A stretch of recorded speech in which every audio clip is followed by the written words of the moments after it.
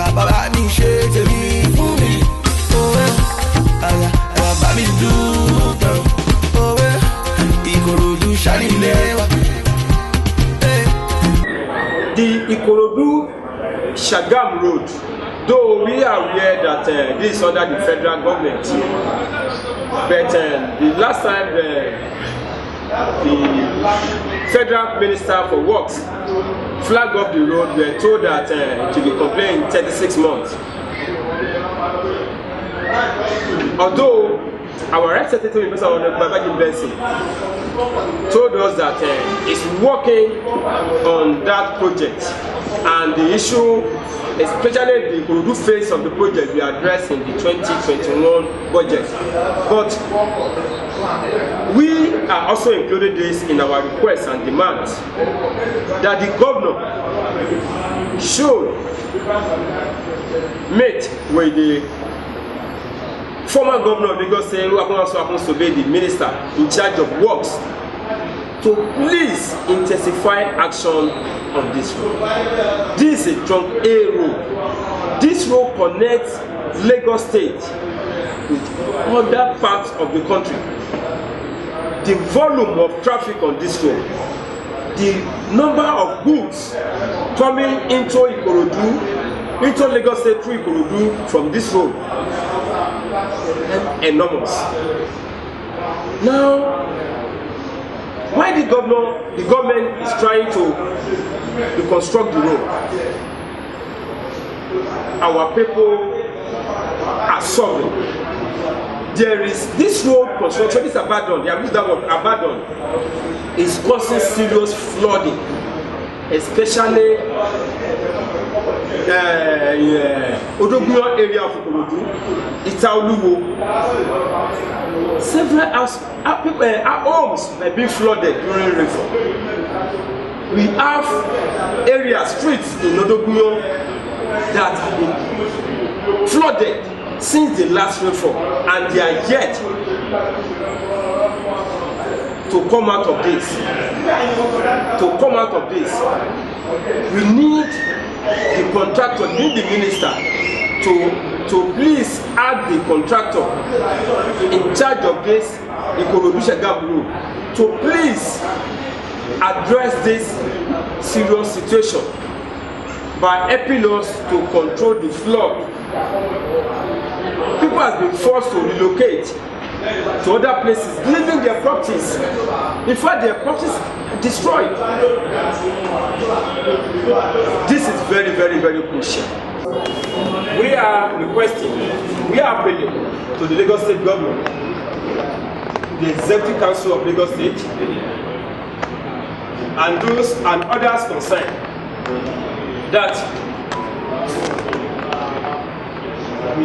Ikorodu Division that has been shortlisted for this position should be considered for that position. Here is a man that has been saddled with the responsibility in the acting capacity, and in the last 4 months or so, he has proven that he is more than capable of occupying that position in full capacity. He is one of us. The cabinet has confirmed this. Our honorable members also confirmed that he is from us. And now we are here as concerned youth of Ikorodu Division, that the governor should listen to the call of our cabinets, to listen to the call of our representative at the House of Representatives in person of Honorable Ikorodu Division. The majority of Lagos State in person of Honorable Sanai Akubiade and Honorable Nuruddin Sholaja have made representation in this regard to him, the same way they made representation to him regarding Ms. Bisola Olusoya, for him to confirm Mr. Olumide Metilebi as rector of Lagos State. We are requesting for this because we deserve to be given sense of belonging, and Ikorodu has been chop change overtime in terms of appointments and rest. Today in Lagos State, we have 51 permanent secretaries. 51 permanent secretaries. And out of this, just only one PS is from Ikorodu, and we have many Ikorodu indigenes that are in position of director. The governor should also look at this, should also consider us in this regard, because political appointment form a very strong basis of allocations and other advantage that other divisions are getting. If you have indigenes from Ikorodu Division, we'll be able to have representatives to push our agendas, our demands, and we are expecting the Lagos State Governor to consider our division in this regard.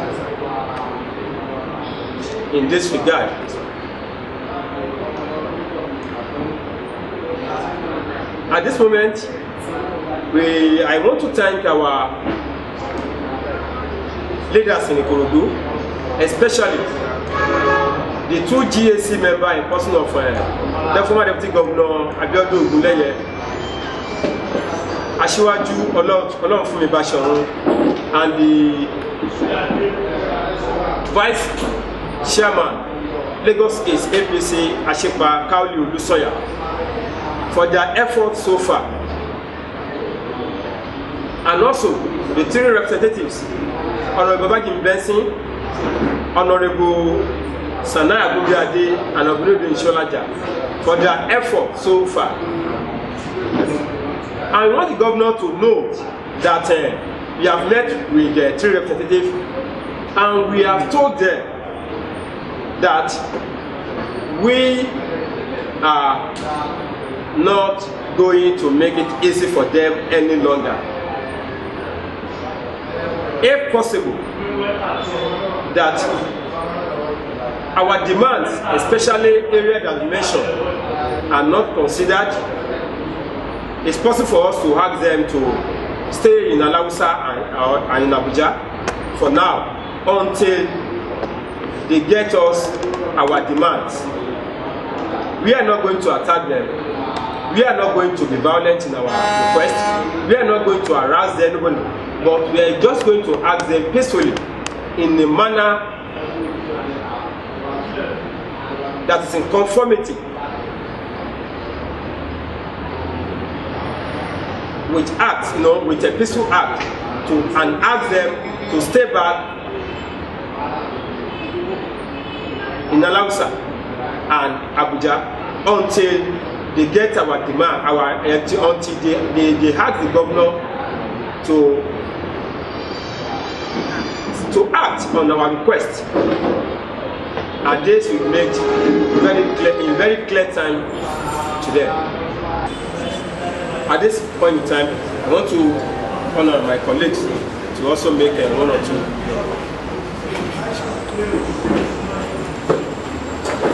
Today, as part of a group of groups that were all in a synergy, and we're called Concerned Ikorodu Division Youth.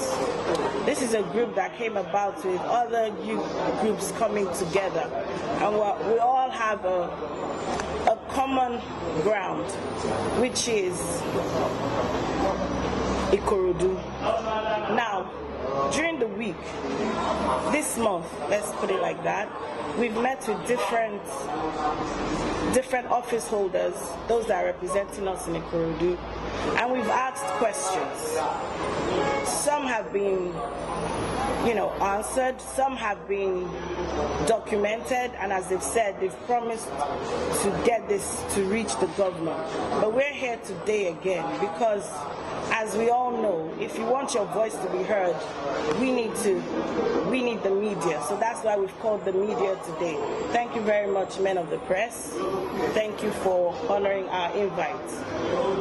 I'd just like to buttress on the key facts that Mr. Adelabu here has already pointed out. And I'd like to speak on the issue of security. In Ikorodu, the security here is, we don't have any security. I want to talk about our exit points and the entrance to Ikorodu. We all know that is Benson, Ikorodu roundabout. Everybody comes in through Benson, Ikorodu garage, and we all exit through that place. From about the time of 6 p.m., 7 p.m., that place is always unsafe. We have pickpockets, thieves, what have you in that area. If you're going there after 6 o'clock, lives are not safe. We need the state government to look into this. We even have young girls that are pulled into corners. They are raped. This is not the Ikorodu we used to know, and this is not the Ikorodu we want. We want a community where we can walk about safely, do our business safely. So please, Mr. Governor, we're calling on you to look about the issue of security in Ikorodu. I'm sure there are other places like that, but I want to use Ikorodu roundabout as a yardstick. And lastly, I'd like to talk about the inclusion of Ikorodu youths into different government positions. We have lots of vibrant, educated youths in Ikorodu. We have those with fantastic CVs. We are wondering why their CVs are not picked up. We're wondering why we have no inclusion from the Ikorodu youths into the government system. We're calling on the governor, please look into that.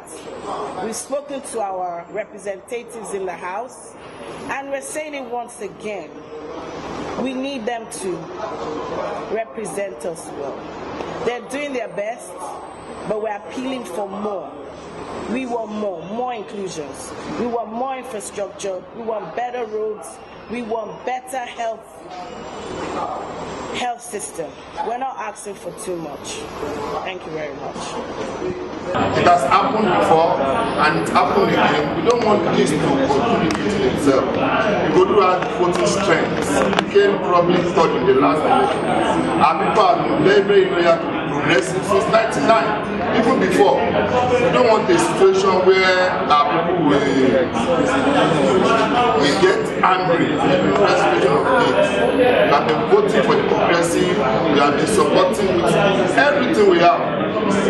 So if a local government that came third in the whole of the state is being changed like this, it calls for concern. But if the governor is a listening type, he listens to the people. So we call on him to address this issue as quick as possible. It is very, very important.